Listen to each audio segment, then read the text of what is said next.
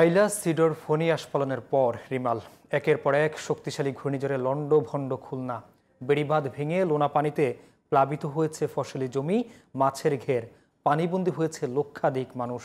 খুলনার উপকূলীয় অঞ্চল পাইকগাছা, কয়রা ও দাকুপা বটিয়াঘাটায় রিমালের আঘাতে ক্ষয়ক্ষতি হয়েছে সবচেয়ে বেশি। খুলনা প্রতিনিধি শেখ লিয়াকত হোসেনের সহায়তায় রিপোর্ট করছেন আহমদ অনিক।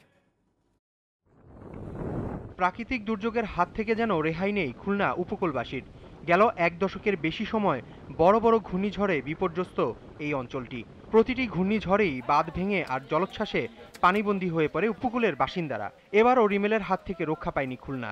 পাইকগাছা, দাকোপা, কয়রা সহ উপকূলের বিভিন্ন স্থানে বেড়িবাঁধ ভেঙে নোনা পানিতে ভেসেছে মানুষের বসতবাড়ি, ফসলের জমি আর মাছের ঘের। স্থানীয়দের আক্ষেপ, প্রতি বছর বাঁধ মেরামত করা হলেও স্থায়ী সমাধান মেলেনি আজও। একদম ভাসিয়ে নিয়ে আমি এখন সর্বশান্ত হয়ে গেছি। তারা একদম সঠিকভাবে পরিকল্পনা করে তারা এই জিও ব্যাগ ফেলুক এবং রাস্তাটা দ্রুত নির্মাণ করে দিক। কষ্ট হচ্ছে যে ভাত ভেঙে ভেরিব্যান্ড ভেঙে আমাদের পানি ঢুকে যাচ্ছে, আমরা খুব কষ্টে আছি। সরকারের সাহায্য যদি পাই তাহলে আমাকে একটু সুবিধা হয়, যেহেতু আমরা আবার সেখানে শুরু করতে পারি। এটা আমার তেলডিঙ্গা ইউনিয়নের বটবিনে বাজারে এখন অবস্থান করছেন। গতদিন রাতে এখানে এই দুই জায়গায় মোট আমার ইউনিয়নের 7 পয়েন্টে প্লাবিত হয়েছে। পানি উন্নয়ন বোর্ডের অতিরিক্ত প্রধান প্রকৌশলী জানান, জলোচ্ছ্বাসের তীব্রতা আর দীর্ঘস্থায়ী ঝড়ের কারণে বাঁধ ভেঙেছে এবার।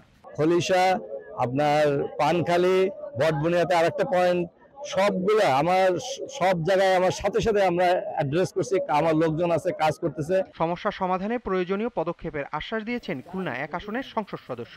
নদীর নাব্যতা ও নদীর গভীরতা বৃদ্ধি করে কিভাবে পানি ধারণ ক্ষমতা নদীতে বৃদ্ধি করা যায়, এইটা না করতে পারলে নদীর তলদেশ উঁচু হয়ে গেলে আমাদের ওই সকল পরিকল্পনায় ব্যর্থ হতে বাধ্য।